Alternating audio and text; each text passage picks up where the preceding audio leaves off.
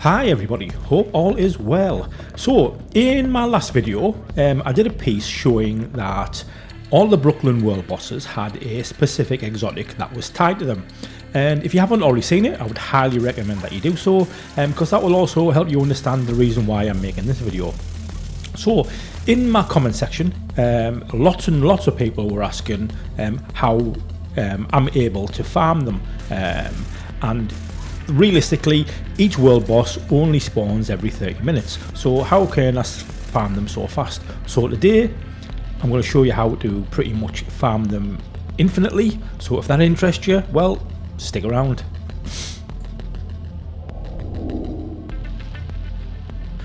Okay, so first up, this method, it's not for everyone, okay, unfortunately.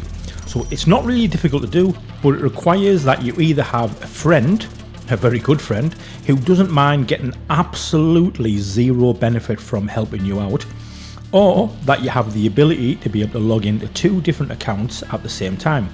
I know you're thinking, well, what the fuck, like, who can actually do that? Well, realistically I can, and to be fair, you can. If you use something like GeForce Now or Amazon Luna, which is very much cloud gaming, you can actually log into two accounts on the same PC at the same time. I appreciate if you've got a console, that's not really going to work for you, so you're probably going to need to have a friend. So yeah, as I said in the beginning, the method is not for everyone. When I do show you this example, I will be using cloud gaming. I'll be doing it by myself on the same PC, just switching between, basically switching between screens and controlling both characters. So, just before I begin, the area that I'm going to farm the world bosses in is right next to the Bridge Park Pier mission. I use this location pretty much because it's only a few meters away from a world boss spawn point. The other thing is, the build that I generally use when I'm farming is just a 4-piece Hunter's Fury set with Intimidate and Bloodsucker, and I use a Chatterbox. I find it very, very comfortable to use. It was pretty much my go-to, you know, solo farming sort of build, okay? But I got asked that question a lot in the last comment section, so I might as well just head that on off now before we start. Okie doke, so I'll make a start on this.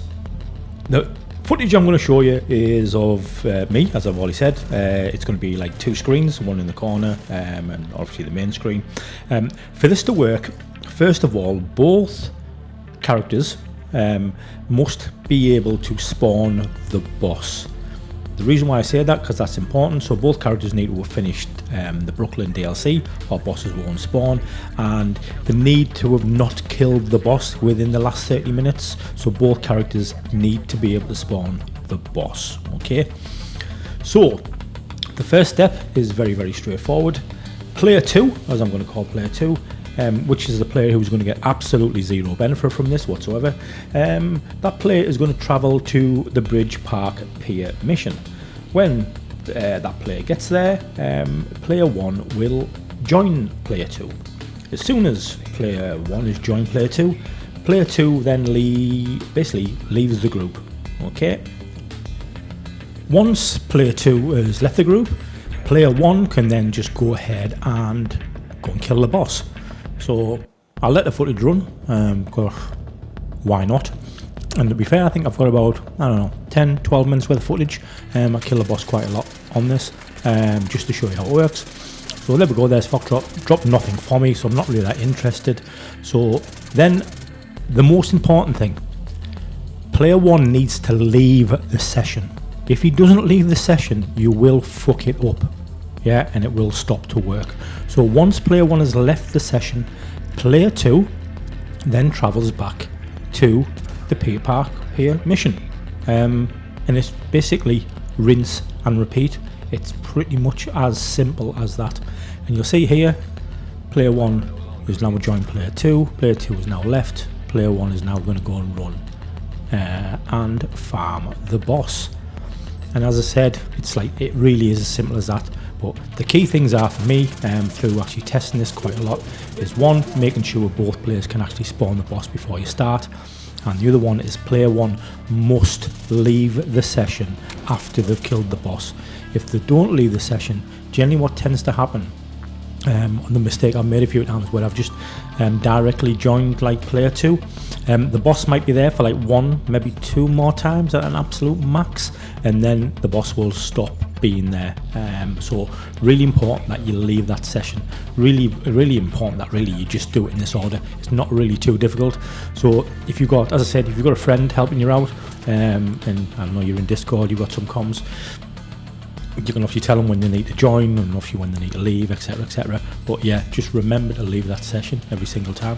And the reality is you can just keep doing this on repeat. For the video that I made, I didn't do this, sorry, I did do this a lot because that's an absolute fucking lie. But originally I started just farming the bosses every 30 minutes on my different characters, just to try and capture some footage, and obviously that goes like really slow. So like I think it was like last Friday night, I thought, you know, let's give this one a go because I knew it worked, and I farmed them, well I think I farmed them for about 5 hours straight, which pretty much gave me most of the footage I needed for the previous video. But the reason why it took me so long, quite simply, was because I wanted to get the same boss dropping the same exotic multiple times so I could show you in the footage so you didn't think I was just full of shit. And that was generally my reasoning behind it. So you see here, I've obviously farmed the boss I don't know how many times now, 2-3 times probably, I don't know if it's 4, and I've had nothing to drop. In this footage I do actually get 2 exotics to drop. I'm not sure if it's going to be on the next run, or the one after where I actually get one, but really that's it, and I've got nothing else to add, if I'm honest with you. I'm going to let the footage run just so you can see it in action, it taking place. Obviously the drop rate on these things is only 8%, so you know, if you get something great, if you don't, you don't. As far as difficulty goes, makes absolutely no difference. 8% is 8%, whether you've got it on heroic or whether you've got it on normal, makes absolutely no difference whatsoever. So up to you, you know. Directives, you don't even need to have directives on. Again, directives generally increase like the target loot drop, and obviously difficulty usually affects the quality of the loot that drops. But because we're talking exotics here, we're just talking about an exotic farm, generally exotics always drop at a high level anyway, irrelevant of the difficulty, so it really just makes absolutely no difference. So yeah, that's it from me. If you've got any questions, drop them into the comment section. Really appreciate everyone who watched the last video. Probably one of my, well, it was the most popular video that I've done so far. Oh, there we go, there's an exotic. So yeah, absolutely fantastic. Glad you really liked it. Thought I'd do this just because I've been asked so many times. Absolutely unbelievable. I've tried my best to answer every single comment in there, but yeah, that's it. I think I've talked long enough. I don't really like doing long videos, I like trying to get to the point. I'm just going to let this run until I probably get the next exotic, but at least you can see here how fast it's taken me to farm a boss, how fast the process is. Yeah, talk too long, bye bye now.